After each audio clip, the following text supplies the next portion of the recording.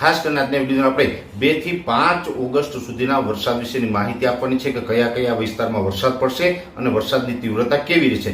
સંપૂર્ણ માહિતી આપો એ પહેલા સૌપ્રથમ દરેક મિત્રોને વિનંતી રહેશે વિડીયોને લાઈક આપીને દરેક ગ્રુપમાં શેર કરી દેવો અને જે મિત્રો આપણી ચેનલને સબસ્ક્રાઇબ ન કરેલી હોય એ મિત્રોએ ચેનલને સબસ્ક્રાઇબ કરવી. હવે ખાસ કરીને જોવા જઈએ તો ઓગસ્ટ મહિનો છે એ પણ જુલાઈ મહિનાની જેમ ખૂબ સારો રહેવાનો છે. જેવી રીતે જુલાઈ મહિનાના પ્રથમ 15 દિવસ છે એ નબળા રહ્યા હતા, પણ 16 જુલાઈથી લઈ અને 29 જુલાઈ સુધીનું જે સેશન હતું એ સેશનમાં રાજ્યભરની અંદર સાર્વત્રિક વરસાદ પડ્યા. હા, એક ચોક્કસથી છે કે મોરબી, સુરેન્દ્રનગર અને બોટાદ આ 3 જિલ્લા એવા છે કે જુલાઈ મહિનાની અંદર નબળા રહ્યા છે અથવા તો અમુક વિસ્તારમાં બિલકુલ વરસાદ નથી. પણ રાજ્યના લગભગ 96% સુધી વિસ્તારો છે એમાં સારામાં સારો વરસાદ છે જુલાઈ મહિના દરમિયાન નોંધાયો છે. હવે ખાસ કરીને અત્યારે જોવા જઈએ તો હજુ આવનારા 2 દિવસ સુધી એટલે કે આજે 31 તારીખ છે, 1લી તારીખ અને 2જી તારીખે પણ અમુક વિસ્તારોની અંદર વરાપ જેવો માહોલ જોવા મળશે.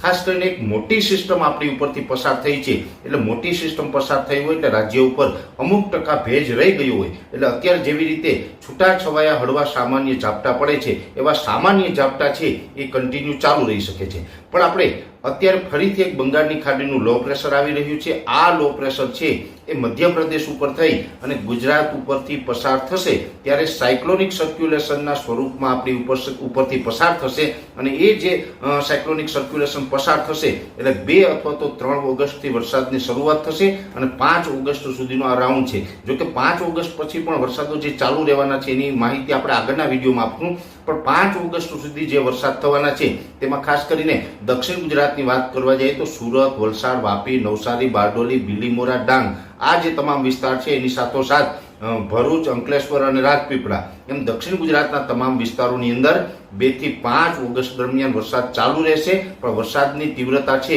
એ સામાન્યથી મધ્યમ હશે અને દક્ષિણ ગુજરાતની અંદર 2 ઇંચ આસપાસ, 2 ઇંચ અમુક જગ્યાએ 3 ઇંચ સુધીના વરસાદો છે એ નોંધાઈ શકે છે અને આ રીતના વરસાદો છે એ દક્ષિણ ગુજરાતમાં ચાલુ રહેશે. એ સાથે મધ્ય ગુજરાતની વાત કરવા જઈએ તો મધ્ય ગુજરાતની અંદર મધ્યપ્રદેશ બોર્ડર લાગુ વિસ્તાર છે જેની અંદર મહીસાગર હોય, દાહોદ, ગોધરા હોય કે છોટાઉદેપુર હોય આ તમામ જિલ્લાની અંદર 2 થી 5 ઓગસ્ટમાં સારો વરસાદ થશે. 2 થી 4 ઇંચ સુધીના વરસાદ થાય અને અમુક વિસ્તારની અંદર 4-5 ઇંચ કરતાં પણ વરસાદ વધી શકે છે. એટલે મધ્યપ્રદેશ બોર્ડર લાગુ વિસ્તારમાં પણ સારા વરસાદ થશે. એની સાથોસાથ અરવલ્લી જિલ્લામાં પણ એકંદરે 2 થી 4 ઇંચ સુધીના વરસાદો સંભવ છે. અને મધ્ય ગુજરાતમાં આણંદ, નડિયાદ, ખેડા, અમદાવાદ, કપડવંજ અને બરોડા જેવા વિસ્તારો છે એમાં 1 થી 2 ઇંચ સુધીના વરસાદો છે 2 થી 5 ઓગસ્ટમાં પડી શકે છે અને એકલ દોકલ સેન્ટરમાં 2 ઇંચ કરતાં વધી શકે છે.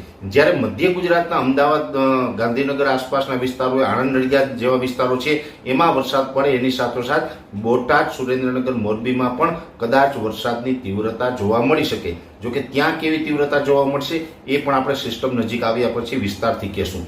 પણ જે ઉત્તર ગુજરાતના જિલ્લાઓ છે જેની અંદર ઉત્તર ગુજરાતના ખાસ 4 જિલ્લા સાબરકાંઠા, બનાસકાંઠા, પાટણ અને મહેસાણા આની અંદર પણ 3, 4 અને 5 ઓગસ્ટ આ 3 દિવસ એવા હશે કે જેમાં અનેક વિસ્તારોની અંદર ભારેથી અતિભારે વરસાદ થાય. ઉત્તર ગુજરાતના મોટા ભાગના વિસ્તારોની અંદર 3 થી 5 ઇંચ અને એકલ દોકલ સેન્ટરમાં 5 ઇંચ કરતાં પણ વરસાદ વધી શકે છે. એટલે કહી શકાય કે સમગ્ર રાજ્યની અંદર સૌથી વધારે તીવ્રતા છે એ ઉત્તર ગુજરાતના ભાગોમાં જોવા મળે તેવું અનુમાન છે. એ સાથે કચ્છ જિલ્લાની અંદર જે પૂર્વ કચ્છના ભાગો જેમ કે રાપર તાલુકો છે, રાપર તાલુકાની અંદર પણ એકંદરે સારો વરસાદ થઈ ચૂક્યો છે.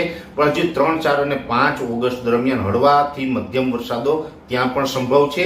અને નલિયા તાલુકો છે એટલે કે અબડાસા જે તાલુકો છે કચ્છનો એમાં પણ 4 અને 5 તારીખે હળવા સામાન્ય વરસાદ નોંધાઈ શકે છે. એટલે ઓમ જોવા જઈએ તો કચ્છ, ઉત્તર ગુજરાત, મધ્ય ગુજરાત અને દક્ષિણ ગુજરાતમાં પણ થશે અને સૌરાષ્ટ્ર છે આમ જોવા જઈએ તો સૌરાષ્ટ્રની અંદર એક લાંબી હેલી થઈ હતી, મોટા વરસાદો પડ્યા હતા. સૌરાષ્ટ્રની અંદર આ જે વરસાદી સિસ્ટમ જવાની છે એને કારણે કોઈ મોટા વરસાદોની શક્યતા નથી. સૌરાષ્ટ્રની અંદર અત્યારે મોટા ભાગના વિસ્તારોની અંદર વરાપ જેવો માહોલ છે, છૂટાછવાયા કોઈ જગ્યાએ ઝાપટા પડી રહ્યા છે. એવી જ રીતે 2 થી 5 ઓગસ્ટમાં પણ છૂટાછવાયા ઝાપટા જોવા મળશે. સૌરાષ્ટ્રમાં કોઈ મોટો વરસાદ પડે તેવી શક્યતાઓ હાલ દેખાતી નથી. હા, એક વાત ચોક્કસ છે કે જે આ સિસ્ટમ પસાર થતી હશે જે 2 થી 5 ઓગસ્ટમાં આ જે સિસ્ટમ પસાર થાય ત્યારે છૂટાછવાયા ઝાપટા પડતા હોય એમાં એકલ દોકલ સેન્ટરની અંદર કદાચ અતિ તીવ્રતા સાથે કલાક 2 કલાક વરસાદ ટકીએ એ વાત અપવાદ રહેશે. બાકી સૌરાષ્ટ્રમાં કોઈ મોટી હેલી થાય એવી હાલ શક્યતાઓ નથી. એટલે આમ તો સૌરાષ્ટ્ર માટે આ ખૂબ સારા સમાચાર આપણે ગણી રહ્યા છે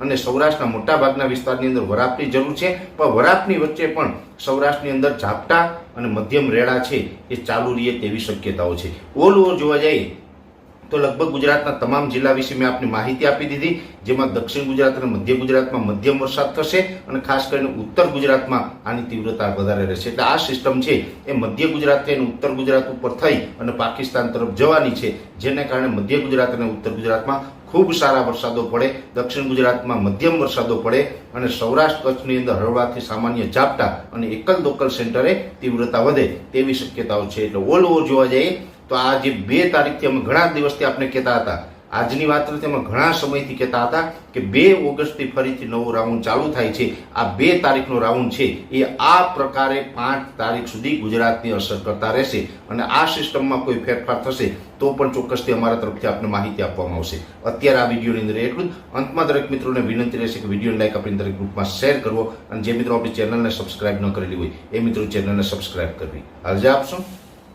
ધન્યવાદ.